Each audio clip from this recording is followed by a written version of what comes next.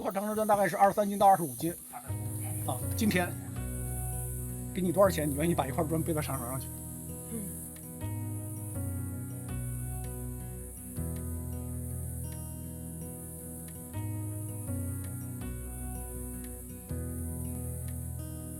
到这个骡子往上拉这个物料，比如拉这个灰浆或者拉砖的时候，这个一头骡子一天也就拉3趟，它一趟大概是能够拉到将近300斤，然后到第4趟的时候，骡子都不拉了。其实这些骡子的这个，如果按照工资算，他的日工资比我高。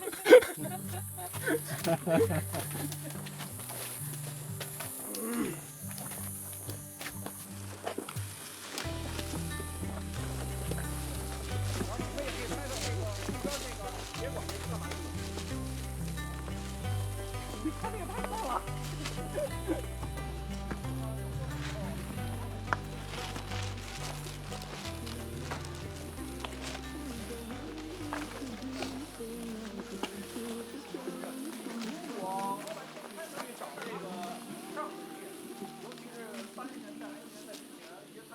还有多少？到了，已经到长城了。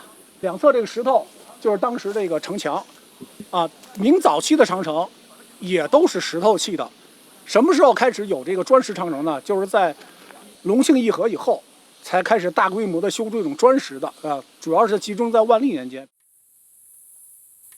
这是尚老师这个考古工地的标语。发现走到这儿以后，前面已经有天光了，啊，就明早期这道墙和真正山顶上这道墙，直线距离可能也就200-300米，马上就到了。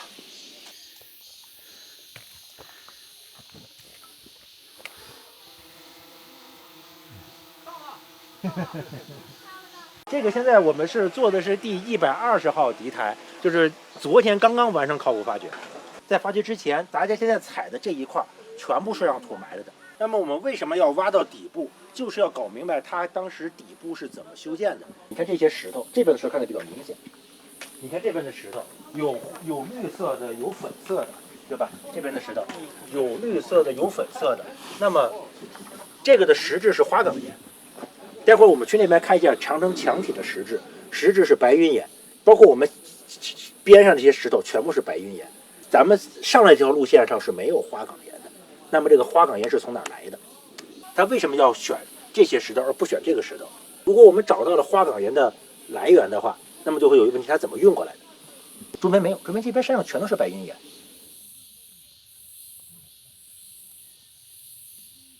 这些旧砖我们在分的时候，你会把它大概分一下类，每一种砖的功能都是不一样的，有是砌墙的，有的是铺地面的，有的是起拱券的，等等的砖都是不一样的。那么每一种砖，我们在留了一些这种科研标本之后，那么大部分这些砖我们都是留到当地给修缮的人去使用。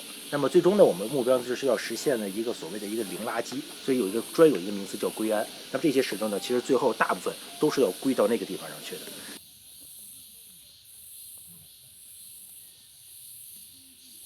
来，咱们现在往上。还有慢点啊。这个是长城的病害，就是说，长城上的病害有很多种，比如像下面的这个，这都是空骨，它往外闪，它闪到一定程度之后会塌。你看这边的那几个墩子的地面是不是都在往下沉？地面，这一面是个窝嘛，对吧？就是让这个地基在往下沉。就是因为长城的修建，它是在自然山里面修建，那么自然山里现在有一个问题，就是容易发生地基的不均匀沉降，沉到一定程度了，待不住了，它就塌下去。包括我们现在看这一段，这块现在是最危险的，就是这个地方。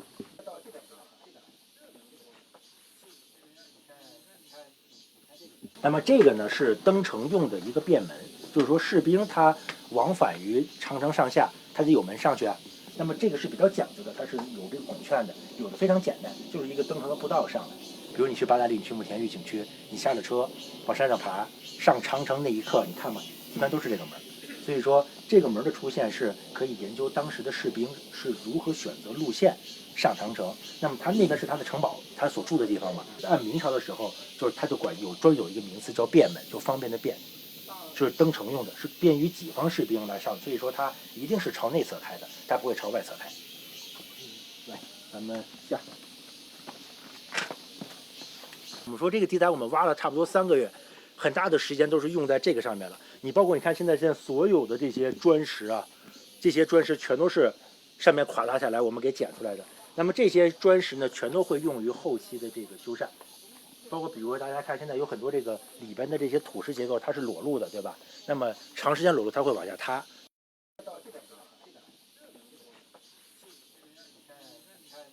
我们这次考古发掘和建扣的修缮要实现一个无缝的对接，这样的话才能是最大限度的确保长城安全。如果假如这个状态啊，咱就说的不好听，咱要放1年，我估计很多石头可能都会下来，就是下雨冲下来的。所以说这种结构的非常不稳定，必须要及时的赶快去干预。包括我们这次8月，我们大概8月底挖完的话，他们10月份就把它修好，就尽量不让它过年。OK， 我们上去。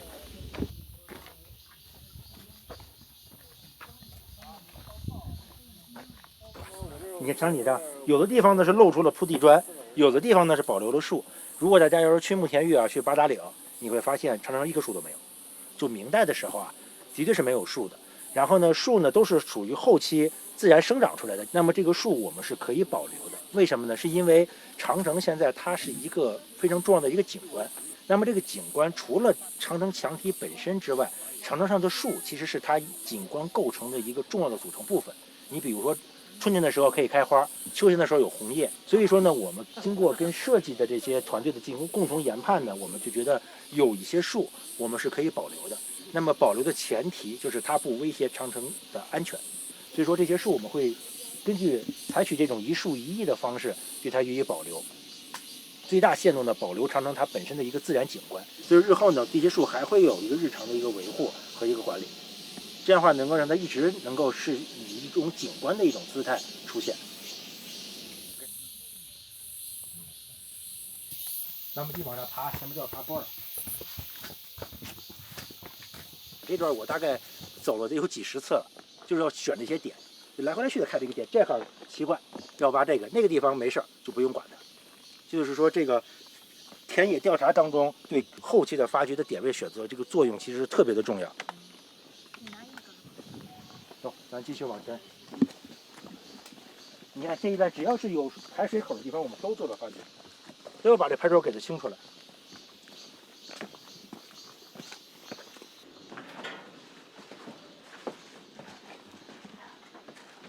那为什么会有石头？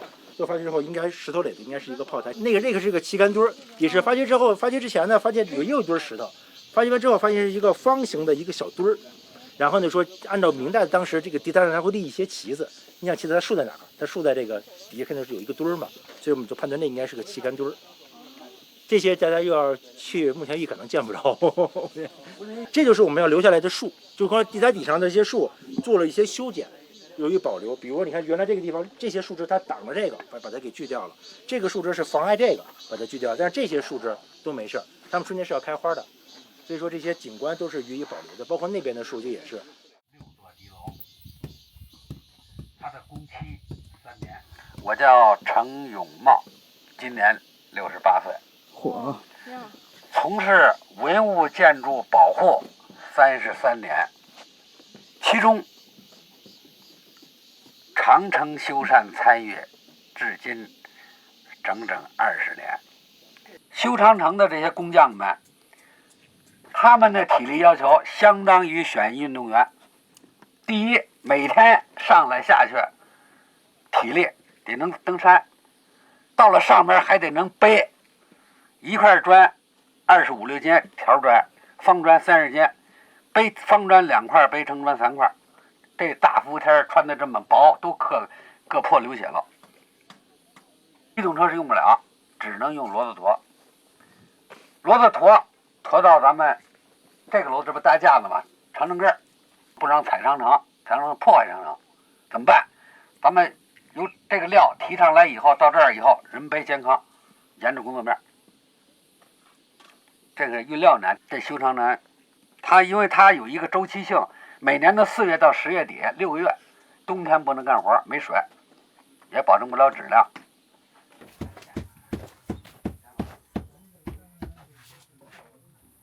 咱们向两侧看，大家看看是哪会修哪会没修，大家感觉感觉。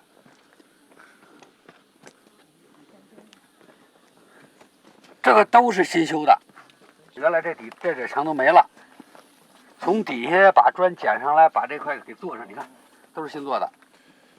虽然这个砖是一个小砖头，但是它是400年前的真东西，有文物价值，有历史价值，把它利用回来，用4块小砖也能顶1块整砖的这个工程，都铺这点实在没有旧的，这点为了保证排水，这是做的新的。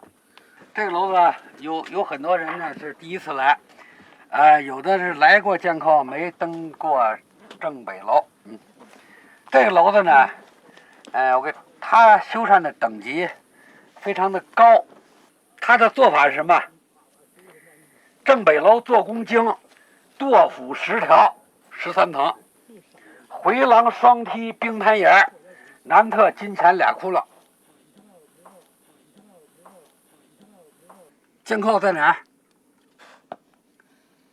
在这儿。这剑扣，咱们就在这个点呢，这就是咱们踩着这个122敌楼，把它放大到剑扣，我们就在这楼这儿呢。这个绿色的就是咱们剑扣的武器。我刚刚看到有那个蜻蜓的1切、2切、3切、4切、5切，已完成5004米。咱们剑扣长城全长东连慕田峪到绝二楼10公里，现在完成一半。这次要再把5期修了，又给延长了1000来米，能到60%。这是一个，这里边剑扣非常美，是全国长城的代表性的地段，雄奇秀险都在这儿。咱们唐代诗人曹代萧来到怀柔，他对怀柔长城怎么说呢？是东连渤海鲜远古，西应居庸子翠虫。